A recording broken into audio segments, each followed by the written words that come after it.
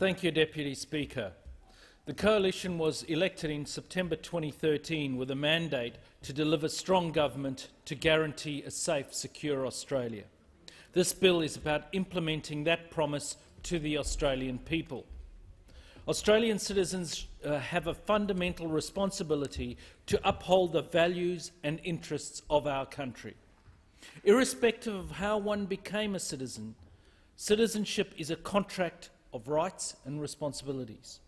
One cannot uphold their responsibilities as an Australian citizen while they have pledged allegiance or support to a body that is contrary to Australia's interests or values. This bill seeks to deal with the issue of dual national citizens committing treasonous acts against Australia. Effectively, this bill will update the existing citizenship protection and integrity measures framework. Citizenship should not be devalued, nor should obtaining citizenship protect or facilitate illegality. As it stands, if a dual national were to fight with a regular standing army against Australia, they would immediately forfeit their Australian citizenship. The nature of war has changed since the original Act came into being.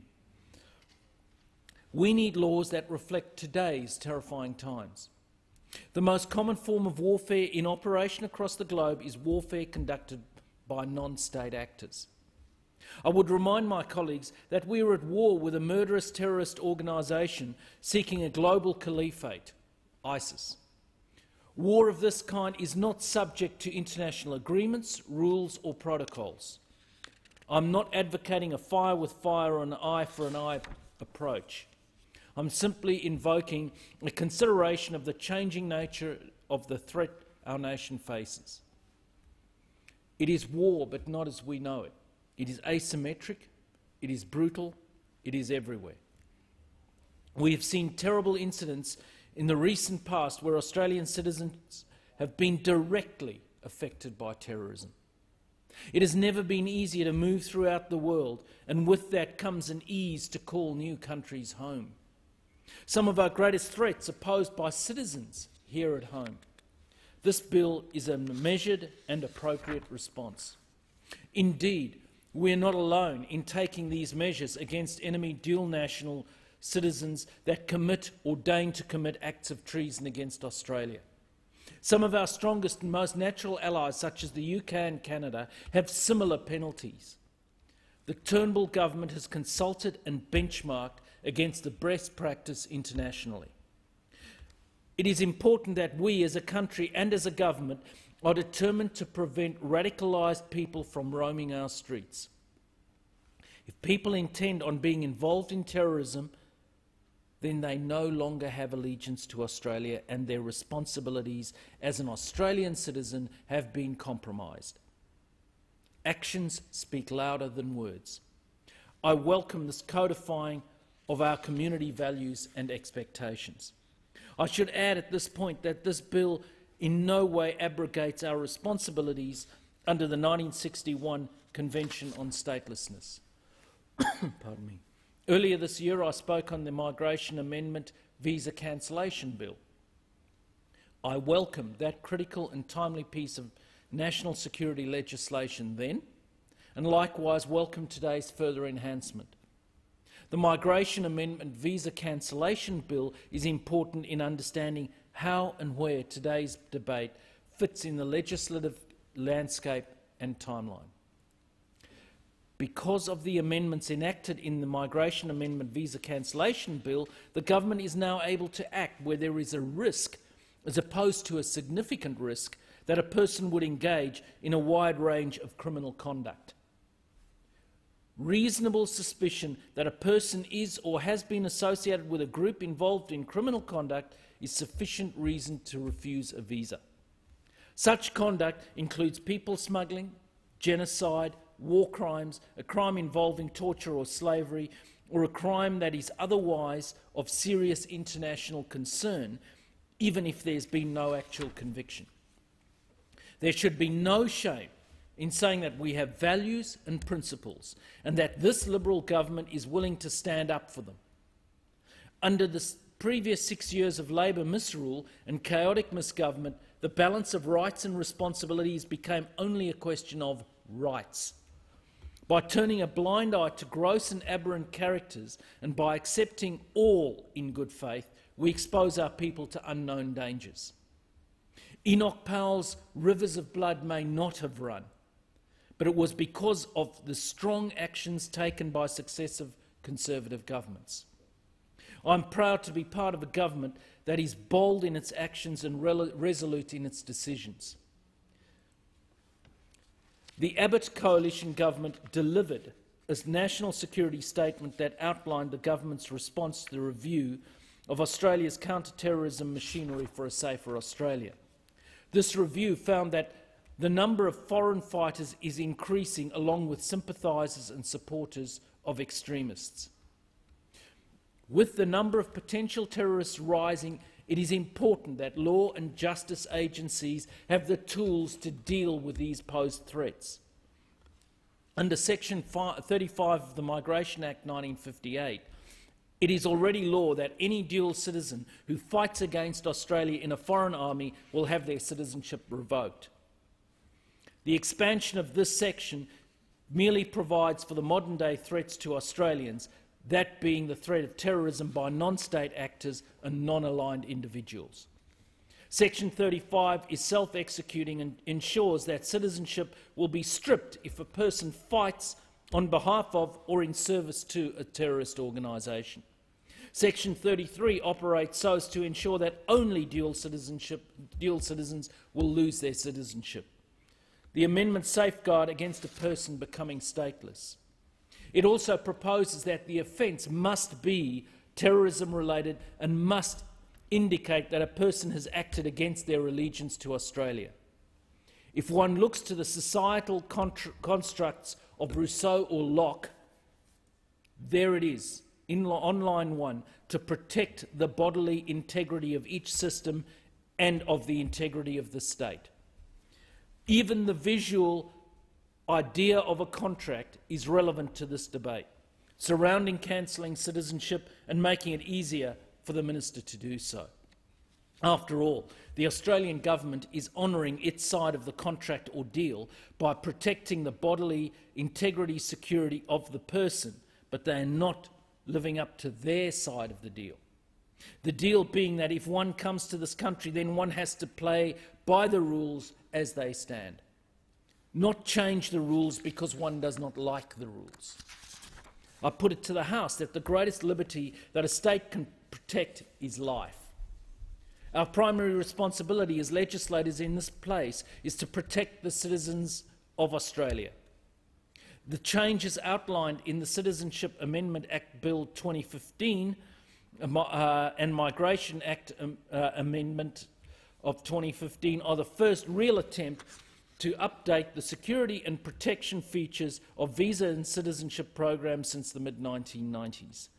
With respect to visa grants, having weak and low thresholds for character tests dilutes the nature of our system and costs us all more in the long run. Today we should be cognizant of the fact that citizenship is the second act of a two-act play. It is the icing on the cake. So looking at the first part of the equation, i.e. visa grant, is also exceptionally important. I am proud that our coalition government has gone about the task efficiently and effectively. I and all the coalition know that security is an expensive business, prevention is always better than cure, and prevention is always cheaper than cure. The people we seek to remove from the Australian community or ban from entering the Australian community in the first place are people that are freedom haters. They hate us because we Australians love freedom. It is not just enough to have an Australian residency visa to be an Australian. One needs to live Australia. Live the values, live the hopes, live the dreams. One needs to embrace the history of Australia. We will not and cannot let this nation ever become known as a soft touch. ISIS have waged war in 2 countries, seeking to exterminate minorities and subjugate those left alive. They have captured and beheaded Western journalists and aid workers with glee. They have killed, raped, looted and burned their way through town after town. Anything we can do to prevent the flow of Australian jihadists to this area is a win to Australia. Look at the steady flow of footage and photographs of beheadings and mass murders, the shallow graves, the firing squads. When I saw the footage of ISIS militants murdering Shiites, Kurds, Yazidis and Christians, I couldn't help but be shocked by the stark likeness of their crimes to that of Nazi crimes generations before them. Where in the 1940s it was the SS smiling over bodies of the slain Nadis, the jihadist, the thug, the barbarian, the so-called Islamic State. And herein lies the danger for Australia. We have our own citizens choosing to join the Islamic fascists.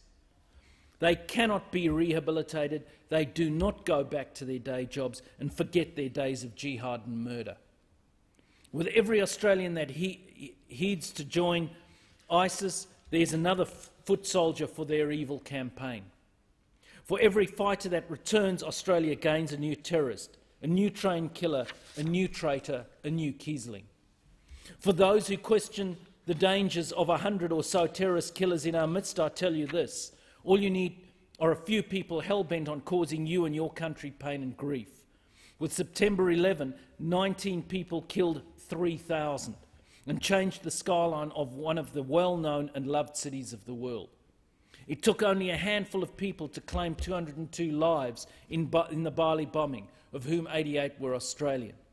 The Boston Marathon killings, which robbed 3 people of their lives and injured a further 250, were the work of only 2 madmen. And there is no better reminder of the destructive nature of even a single terrorist than we have seen in Canada. In a city like this, it only took 1 man to kill a soldier performing his solemn duty at the Canadian War Memorial and to storm the Parliament with murderous intent, injuring a further 3 people in the fight.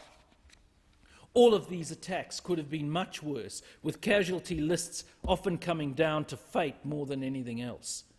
But something we can do about this is to try to prevent it happening in the first place.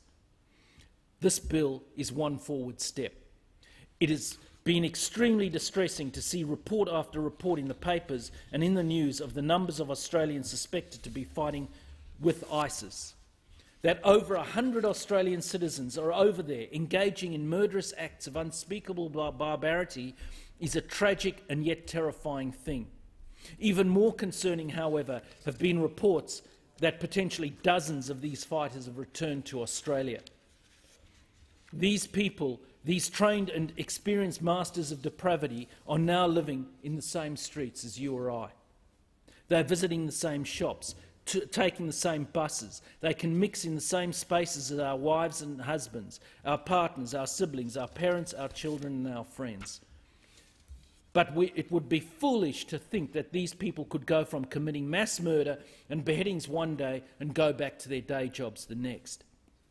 Even more foolish to believe that they have not returned with the means and know-how to carry out their depraved and murderous desires.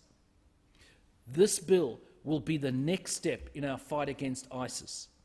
I counsel that others pay heed to US President Thomas Jefferson when he said, "The price of liberty is eternal justice."